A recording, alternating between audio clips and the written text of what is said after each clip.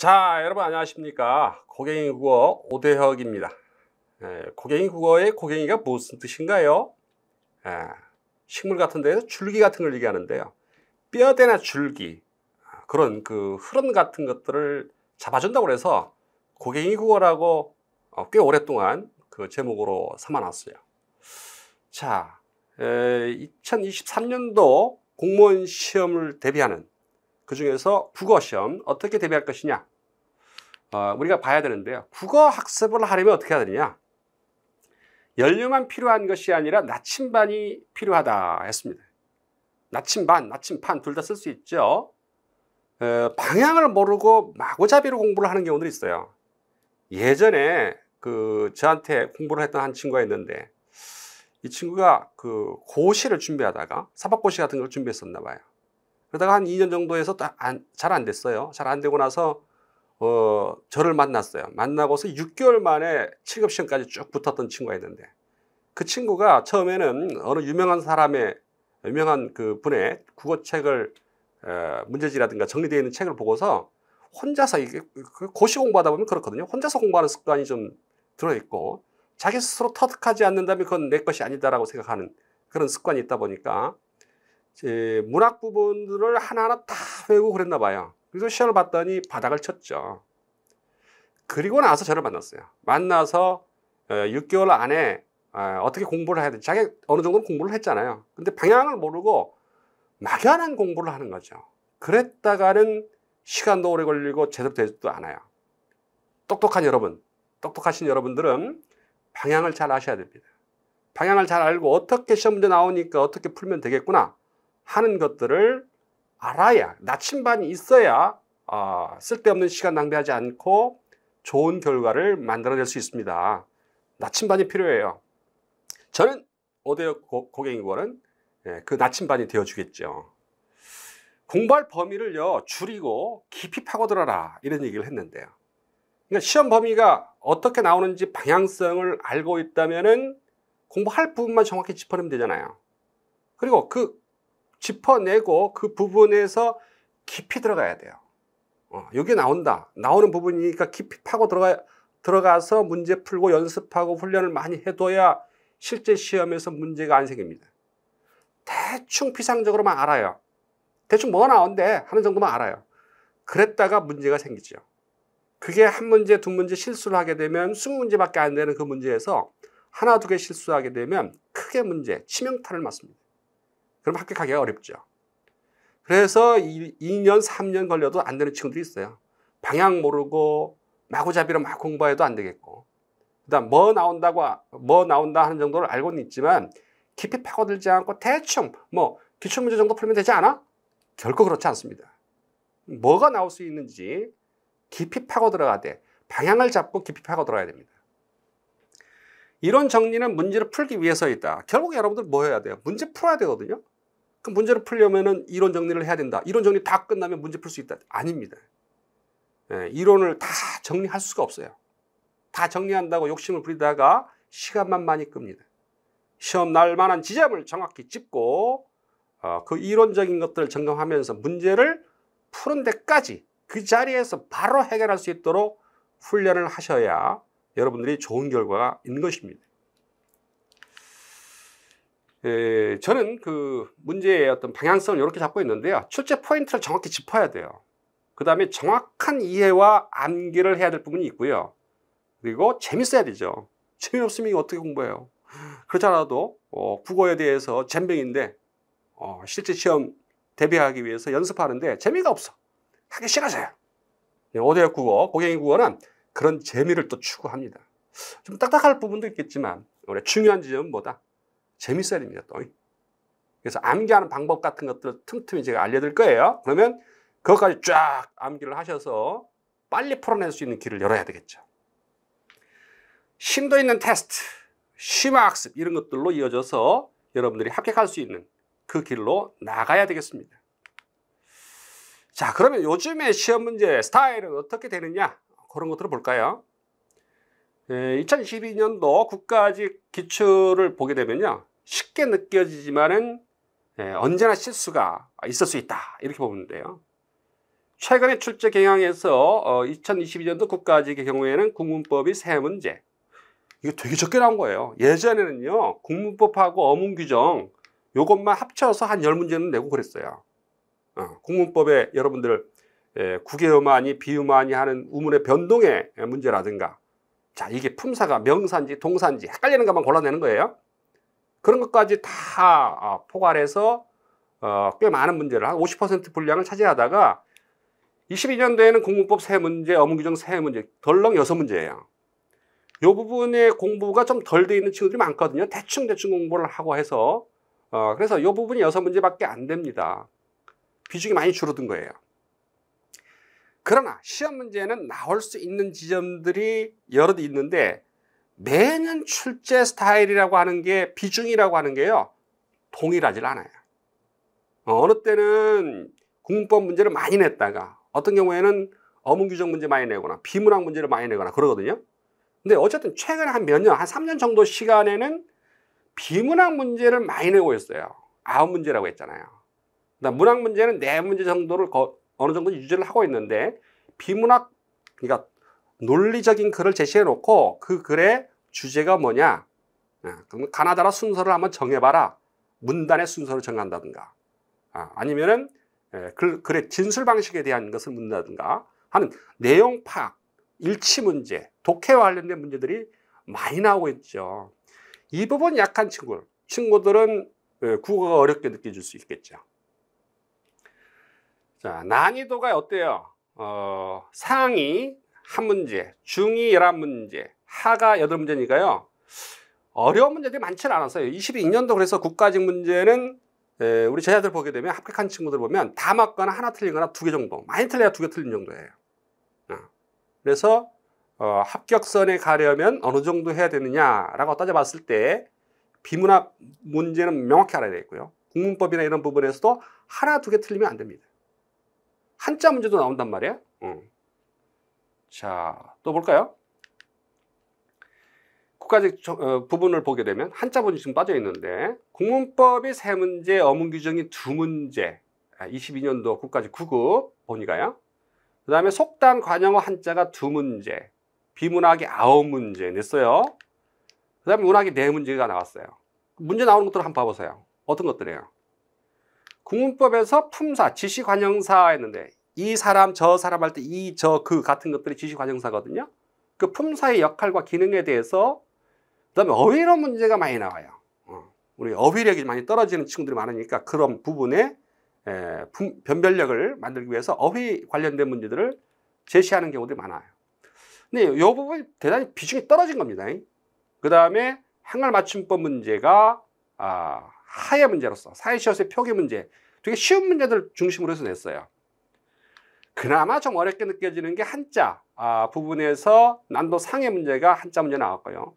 한자성어는요, 나왔던 한자성어 또 나오고 또 나오고 그래요. 그래서 기출 한자성어들을 중심으로 해서 완벽하게 소화를 하시고 좀 더 시간적 여유를 가지고 보실 수 있다면 나머지 부분까지도 대충 훑어서 무슨 얘기야 한자성어가, 그냥 의미를 대충 하지 말고 기출 문제를 중심으로 해서 한자성어를 암기하고 정리하고 하는 작업들을 하시면 좋겠습니다. 계속 봐야 됩니다. 계속. 그 다음에 비문학 문제는 말하기, 설득 관련된 문제요. 퇴고 관련된 제시문을 제시해 놓고 그 부분에서 퇴고를 했는데 잘 된 것이냐 틀린 것이냐 이런 것들을 파악하는 고쳐쓰기의 문제들도 등장하고 있고요. 그 다음에 문장의 순서, 문단의 구성, 그 다음에 독해 문제로서 내용을 추리하는 문제, 일치 문제, 세부 내용을 파악하는 문제 등 독해 문제 비중이 대단히 높고, 시험 어떻게 봐요? 5과목을 한꺼번에 봐요. 100분 주고 100문제 줘요. 그 중에서 국어 문제가 20문제잖아요. 그 지문이 독해 부분에서 내용 일치라든가 세부 내용 파악이라든가 이런 지문이 좀 긴 게 나오잖아요. 그러다 보니까 이런 문제에 대해서 익숙해져야 됩니다. 알고 보면 되게 쉬워요. 공무원 국어의 비문학 문제처럼 쉬운 게 없거든요. 근데 문제는 뭘까요? 난독해. 무슨 말인지 잘 모르겠어요. 그런 친구들 있잖아요. 영상의 어떤 그 길들여져 있는 우리 젊은 친구들이 글을 읽고 그 말이 무엇을 말하고 있는지 정확하게 의미를 파악하지 못하는 경우들이 있어서 문제가 발생합니다. 그래서 시간 날 때마다 모의고사 문제 풀거나 그럴 때마다 이 말은 어떤 의미야. 영어 같은 경우는 단어 하나하나 신경 쓰면서 공부하고 그러는데 국어 문제는 독해 문제나 이런 거 볼 때 대충 본단 말이에요. 대충 보시면 안 돼요. 이것도 평상시 때는 의미가 무엇인지 문해력이라고 하죠. 문장을 그다음에 지문을 이해하고 그 말이 전달하고 있는 게 무엇이다라고 하는 것들을 스스로 말할 정도까지 올려놓으셔야 문제가 발생하지 않습니다. 그 다음에 문학 부분은 어때요? 고소설, 고전시가, 시조 같은 것도 제시되고요. 현대시, 현대소. 이쪽 부분 약한 분들이 있어요. 문학 작품 봤는데 이 시 작품이 도대체 뭘 말하고 있는 거야? 시를 보는 방법이나 이런 것들이 없기 때문에 그런 작품을 감상하는 능력, 시험 문제 나오는 게 어떤 것들이니까 어떤 시가 나오더라도 어떤 소설이 나오더라도 이렇게 풀면 되겠구나 하는 방향을 빨리 터득하셔야 돼요. 그러셔야 여러분이 원하는 성적을 받을 수가 있습니다. 자, 그 다음 또 22년도 난도별 했는데 한자가 한 문제가 난도가 높았고요. 국문법 3개, 한자 하나, 문학 4개 뭐 이런 것들이 나왔죠. 자, 크게 그림을 그려봤는데 국문법, 어문규정 합쳐봐야 35%. 이 비중이 그 이전부터 지금까지 계속되고 있다 보시면 돼요. 그다음에 한자, 비문학 부분의 비중이 대단히 높죠. 비문학과 문학의 비중이 대단히 높은 경향이 최근의 경향이다. 작품을 감상할 줄 알고 지문을 논리적인 것을 읽고 무슨 말을 전달하고자 하는지 그런 것들을 체크해야 되는 문제가 많은 비중을 차지하고 있다. 지방직 문제. 자, 22년도 지방직 문제 난리 났습니다. 국어 문제가 역대로 지금까지 봐왔던 문제들 중에서 난도가 대단히 높아요. 몇 문제 때문에? 덜렁 두세 문제 때문에 그래요. 두세 문제 때문에 국어 문제 풀다가 낭패를 보잖아요. 이게 잘 안 풀려요. 그러면 뭐에 영향을 끼칠까요? 영원히 수학이, 영원히 한국사니 다 영향을 끼치는 거예요. 그래서 독해 문제에서 이번에는 22년도 지방직 문제에서 독해 문제에서 비문학 문제에서 문제를 많이 일으켰어요. 이번에 친구들이 합격했다고 문자들이 오는데 80점 받고도 합격하고 그래요. 국어 문제 보니까. 진짜 비중이 어떻습니까? 국어 문제가 난도가 높아졌어요. 자, 문항 비중은 어때요? 3문제, 2문제, 2문제, 9문제, 4문제 똑같네요. 근데 난도가 높은 게 5문제 나왔어요. 이게 문제가 된 거죠. 난도가 높은 게 5문제나 나와서 많은 어려움이 있었다는 거죠. 왜 그랬냐? 피셋이라고 있잖아요.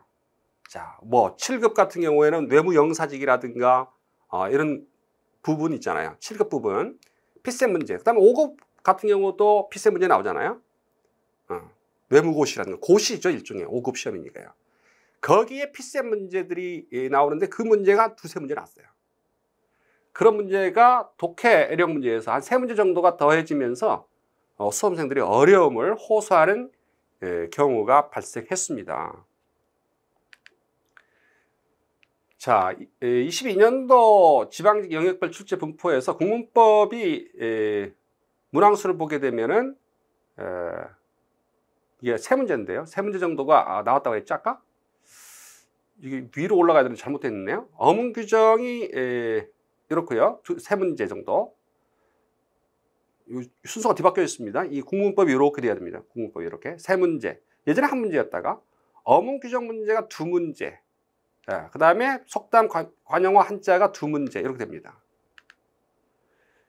그 다음에 쓰기, 독해 부분의 문제가 대단히 많이 나와 있는데 그 중에서 논증 추론 문제, 내용 파악 문제 이런 것들이 문제가 많이 출제되어서 많이 출제라기보다는 어렵게 출제된 거예요.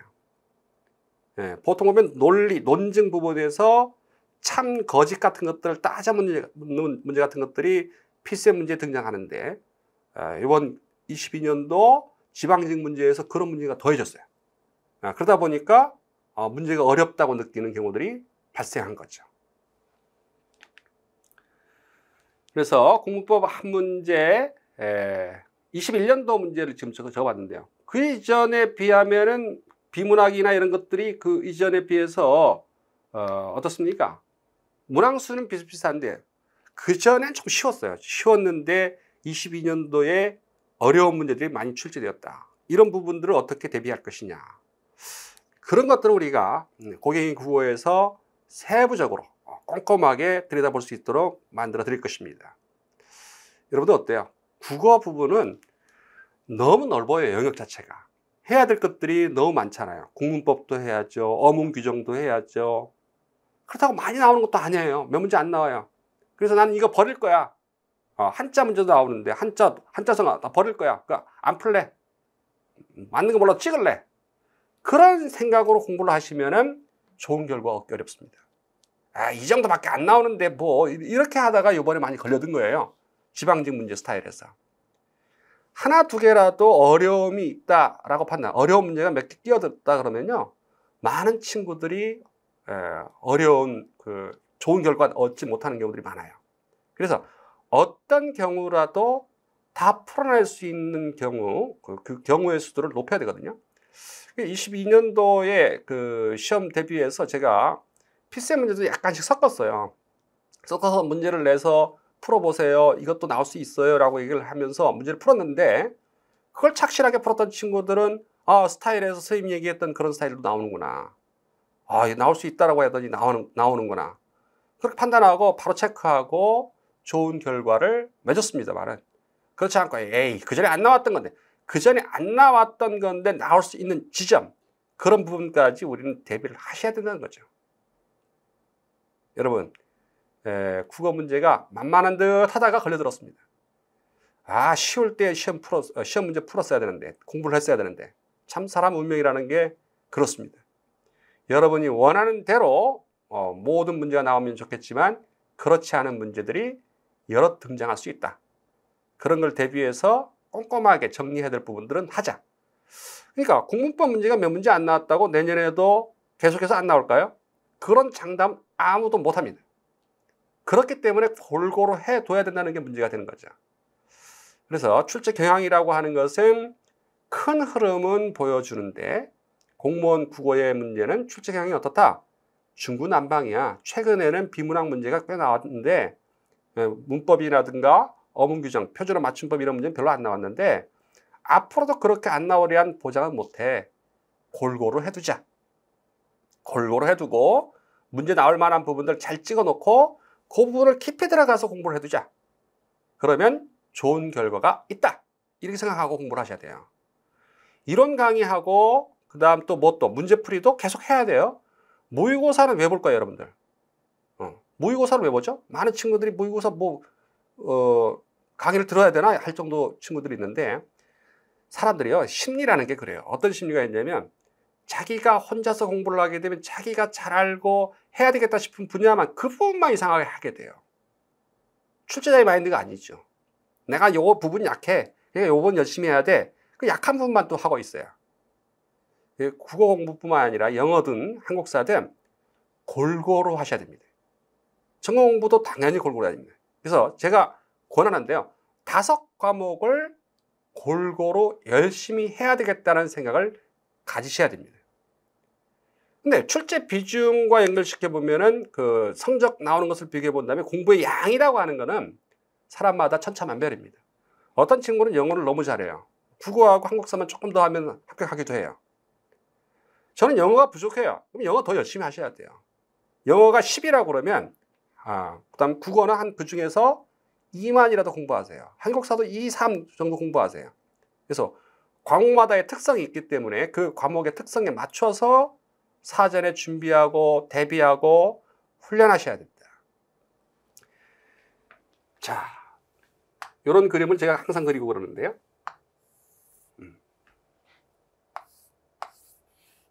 이 그림을 딱 보여드릴게요. 자, 어떻습니까? 이 그림 보니까. 이렇게 보면은 뭐처럼 보여요? 오리처럼 보이죠?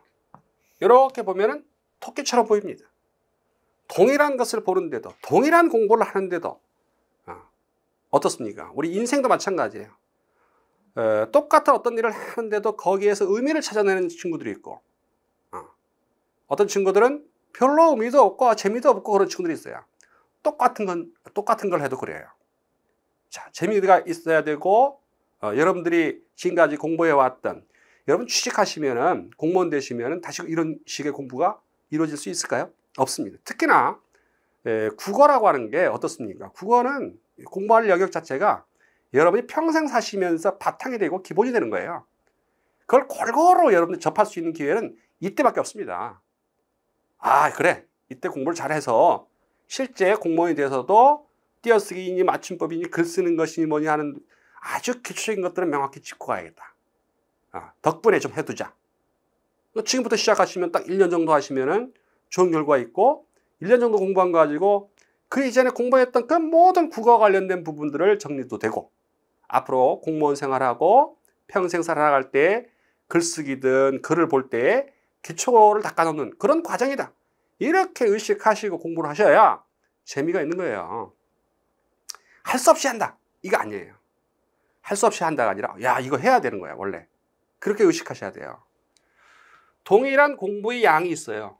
그런데 화살표를 어떻게 긋느냐에 따라서 그것은 어떻게 보일까요? 자, 동일한 선인데 이렇게 보는 친구와 이렇게 보는 친구가 있어요. 어때요? 요거는 길이가 더 짧아 보이죠. 동일한 공부의 양을 가지고도 어떤 친구는 되게 어렵게 생각하고 어떤 친구는 쉽게 가는 친구도 있습니다. 쉽게 가려면 어떻게 해야 될까요? 오태혁 선생님 믿으셔야 돼요. 국어 부분에서는 선생님만 믿고 가자. 선생님 만들어주는 문제나 이런 것들 연습하고 훈련하자. 짜증나도 그렇게 하자. 이렇게 생각하시고 공부를 하시면은 합격하는데 그렇지 않고 팔랑귀가 되는 친구도 있어. 팔랑귀 팔랑팔랑팔랑 해갖고 저기가 유명하다더라. 여기 가서 기웃 저기 가서 기웃 똑같은 거 또 보면서 기웃기웃거리다가 시간 낭비합니다. 한번 마음 먹으면요 1년은 견딜 줄 알아야죠. 최소한. 그래야 여러분이 원하는 방향으로 갈 수가 있어요. 1년이 뭐예요? 몇 년 정도는 견딜 줄 알아야 돼요. 사실은요. 자, 그렇게 하지도 않고 몇 개월 만에 어떻게 끝내야 되겠다. 지구력이 없는 친구들, 인내심이 없는 친구들은요 좋은 결과 얻기 어려워요. 반드시 합격한다. 합격하기 위해서 이것만이라도 정확히 하자. 이것을 정확히 하자.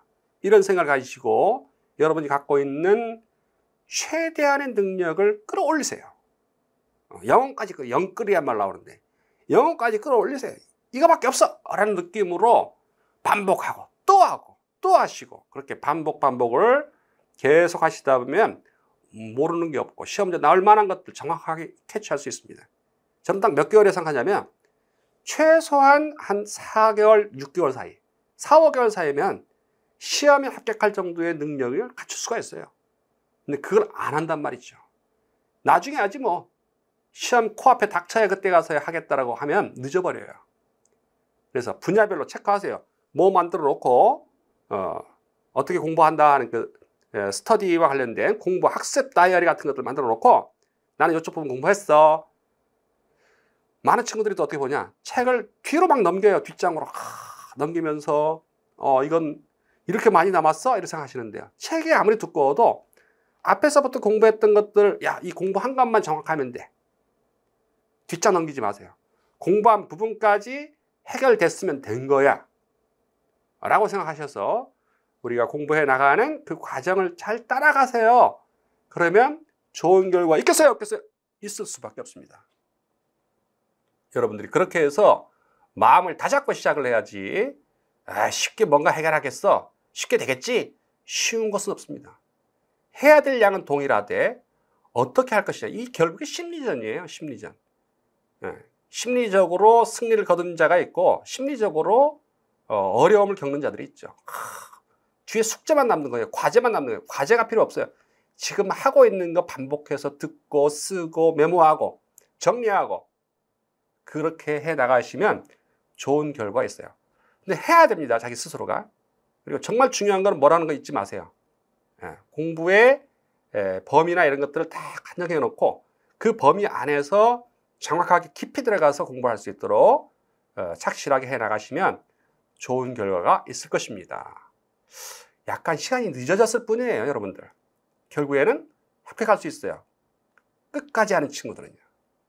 자, 오늘 오리엔테이션 어땠는지 모르겠는데 출제 경향이나 흐름들을 대충 잡으셨죠. 국어 관련해서. 다음 시간부터는 이런 것들을 꼼꼼하게 들여다보면서 시험 문제 뭐 나오는지 꼭꼭 읽어드릴 거예요. 그러면 꼭 정리 잘 해주시고요. 교재도 있고요. 지금 우리 고객국어 책이 있죠. 그 책도 있고 그 다음에 프린트도 지금 있습니다. 이 프린트만을 보셔도 기본은 돼요. 그래도 책을 가능하면 사셔서 그 부분에 메모하고 정리하는 작업들을 꾸준히 해 나가시는 것이 좋을 듯 합니다. 책을 못 사겠다. 그러면 동영상만으로 우리 프린트물 있거든요. 그것만이라도 우선 보세요. 보고 있다가 아 저거 해야 되겠구나. 문제, 기출문제, 최근 문제, 22년도 문제, 21년도 문제 그런 거 중심으로 해서 몇 년치는 제가 샘플로 계속 보여드리고 있거든요. 그것만이라도 최소한 보시고 정리를 해 나가신다면 좋은 결과가 있지 않을까 생각됩니다. 여러분 열심히 합시다. 파이팅 합시다. 그리고 좋은 결과 있을 때 선생님 덕분에 합격했어요. 그런 문자도 좀 남기고 그랬으면 좋겠습니다. 고맙습니다. 자, 다음 시간부터 열심히 공부해 봅시다. 고맙습니다.